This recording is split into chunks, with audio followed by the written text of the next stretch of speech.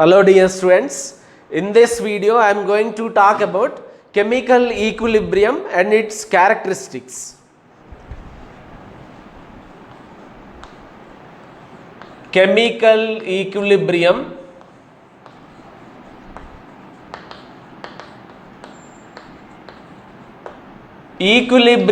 attained in chemical changes, chemical reactions is known as chemical equilibrium. Equilibrium attained in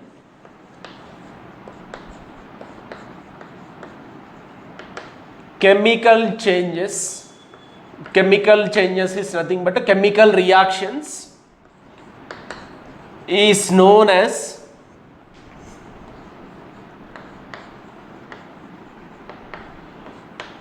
chemical equilibrium. Students, in the earlier class we have discussed equilibrium can be attained only in the reversible reactions. Equilibrium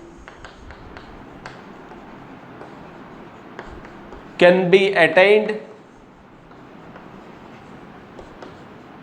in only in reversible reactions. Reversible reactions.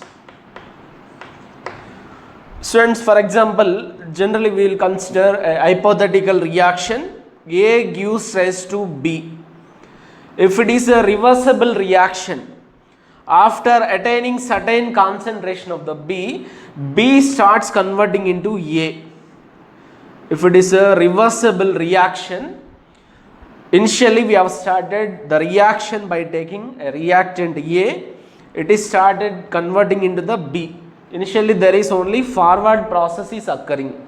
After attaining certain concentration of the product, it will start converting back into the reactant.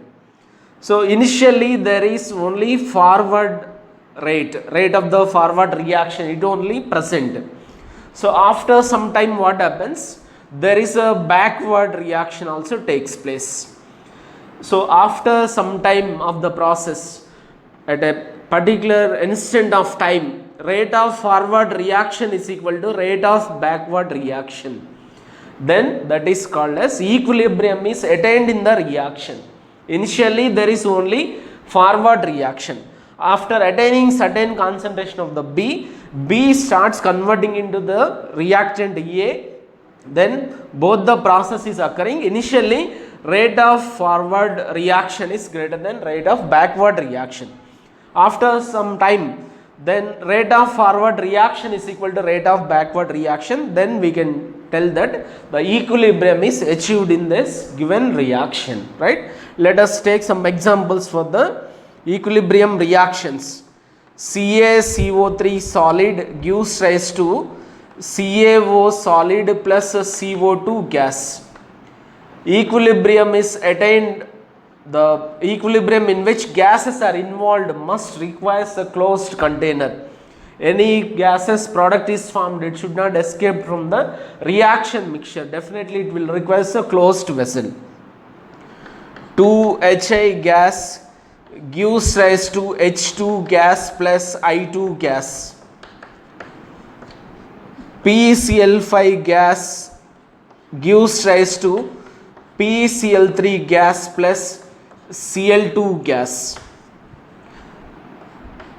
Decomposition of ammonia, NH3, 2NH3 gas gives rise to N2 gas plus 3H2 gas.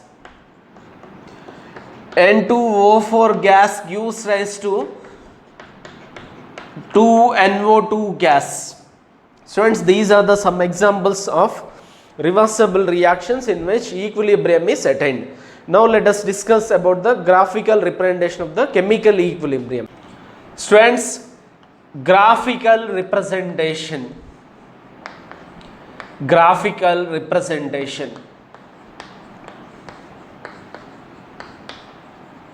of chemical equilibrium. Students, even we are calling it as a chemical equilibrium. It is a type of chemical equilibrium, that is a molecular equilibrium. Okay, this chapter mainly divided into two parts. One is molecular equilibrium, other part is ionic equilibrium. That is, two parts are of the chemical equilibrium only.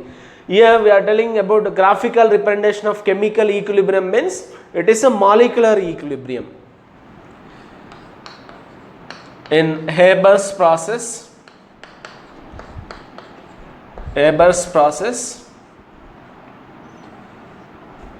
the reaction is N2 gas plus 3H2 gas gives rise to 2NH3 gas. Let us assume that we are starting the reaction by taking initially the reactant N2 and H2. With the time, concentration of the reactants will decreases. We are taking the graph, we are drawing the graph by taking time on x-axis and the concentration on y-axis. Let us assume this is a concentration of H2. With the time, concentration of the reactant will decreases.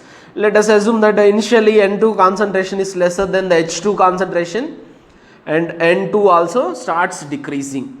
Initially there is no product, so initially product concentration is 0. With the time, concentration of the product will increases. So at a certain point of time, what happens? The concentration of the reactants as well as the concentration of the product, this line, this graph indicates this is a concentration, decrease in the concentration of N2. This is a increase in concentration of ammonia. With the time, concentration of ammonia is increasing, product concentration is increasing. With the time, concentration of the reactants is decreasing, right? At a certain point of time, what happens? The concentration of the products and reactants will remain a constant. That is called as equilibrium point. Students, initially we have started this reaction by taking some moles of N2 and some moles of H2. Initially we are assuming here concentration of H2 is greater than concentration of N2. So with the time, the reactants are started converting into the product. Initially there is only forward reaction takes place. Forward reaction takes place. So after a certain time, when certain concentration of the ammonia is reached, it starts converting back into the reactants. It will decomposes to give H2 and N2. So initially the rate of forward reaction is greater than rate of backward reaction. But after some time, what happens? At a certain point of time, rate of forward reaction becomes equal to rate of backward reaction. That is, rate at which ammonia is forming is same as the rate at which ammonia is decomposing. That is called as equilibrium point. Once the equilibrium point is reached, rate of forward reaction is equal to rate of backward reaction, and the concentration of the reactants as well as the products will remain a constant. But the rate should be equal. Concentration of the products and the reactants may or may not be same, but rate should be equal. Rate of forward reaction is equal to rate of backward reaction. Students, let us draw some more graph by taking hypothetical reaction. A gives rise to B now. Students, let us consider a hypothetical reaction which is in equilibrium, that is A gives rise to B. Equilibrium reaction is indicated with the half-headed double arrows. A gives rise to B. Let us assume that initially the reaction we have started by taking the reactant A. Here assume that reactant A, product is B. Generally equilibrium can be attained in either of the direction. If we start with the reactant A, equilibrium is attained. If we start with the B, then also equilibrium can be attained. So with the time t we are taking on the x-axis, concentration on the y-axis. Concentration on the y-axis. Initially, let us assume that reaction we have started by taking the A, reactant A. Then with the time, concentration of the product will increases. Concentration of the product will increases. So after a certain time, that is at a certain instant of time, the concentrations of reactant as well as the product will remains a constant. Here the concentration of the product as well as the reactant may or may not be equal, but they should remains a constant. This is straight line parallel to the x axis, means y coordinate is constant. What is the y coordinate? That is concentration is constant, right? So here this is called as equilibrium point. The time at which the concentration of the reactants and the products will remains a constant, that is called as equilibrium point. Next time students, we are taking initially the product B we are taking. So equilibrium can be achieved in either of the direction. If we start with the A, equilibrium can be achieved. If we start with the B, then also equilibrium can be achieved. So here we are taking the concentration of the B. Initially it is more, there is no reactant. So after some time it is the concentration of the A increasing and it will remains a constant at a particular point, which is called as equilibrium point. This is a concentration of the A. So that means equilibrium can be achieved in either of the directions, right? So one more example we will take, in which the concentration of the product as well as the reactant will remains a constant as well as they are equal. This is for the reactant. With the time concentration of the reactant decreases, product concentration will increases. But at a certain point where that concentrations will remains a constant, that is called as a EP, equilibrium point. So students, to achieve the equilibrium, that is the concentration of the reactants may or may not be, the concentration of the reactants as well as the products may or may not be equal. Here it is equal, but here it is not equal, but they should remains a constant. Then only that is called as equilibrium is achieved, right? But rate should be same. Rate of forward reaction should be same as the rate of backward reaction. Initially only there is a rate of forward reaction. So after a certain time, by taking time on the x axis, rate on the y axis, then rate of backward reaction also starts to occur. Then this point where RF is equal to RB, RF is rate of forward reaction, RB is rate of backward reaction. This is called as equilibrium point. So students, rate must be equal. If it is attained the equilibrium, that reaction, particular reaction, means rate of forward reaction must be equal to rate of backward reaction. But the concentration may or may not be equal. Concentration of the reactant and product, here it is equal. This is also called as equilibrium is attained. Here concentration of the reactant and the product is not equal, but they should remains a constant. Then it is called as, it is said to be equilibrium is achieved. Now let us discuss about the characteristics of the chemical equilibrium. Students, characteristics of chemical equilibrium. Characteristics of chemical equilibrium.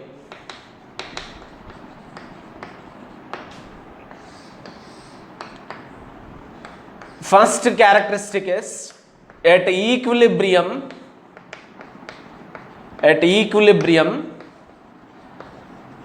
concentrations of reactants and products will remain constant. Products will remain constant. They may or may not be equal. May or may not be equal.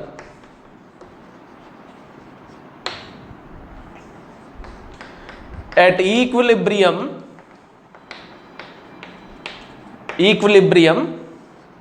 rate of forward reaction is equal to rate of forward reaction is equal to rate of backward reaction.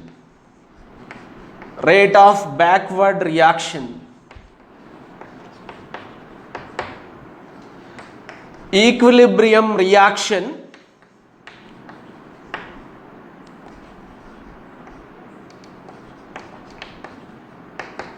in which gases are involved must require a closed vessel. Any of the gases product or the reactant should not escape from the reaction mixture. Then only equilibrium can be attained. Equilibrium reaction in which gases are involved must require a closed vessel.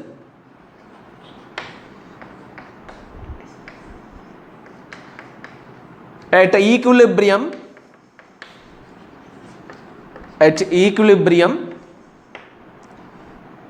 macroscopic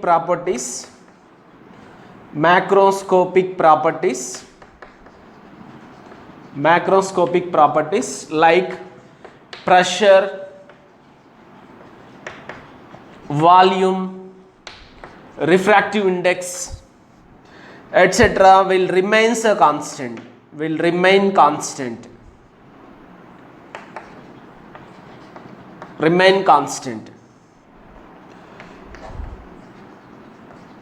Equilibrium is in dynamic in nature.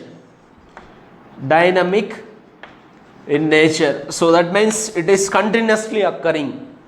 So both the processes, that is a forward process as well as a backward process, both the processes are continuously occurring. Equilibrium is in dynamic in nature. Equilibrium can be achieved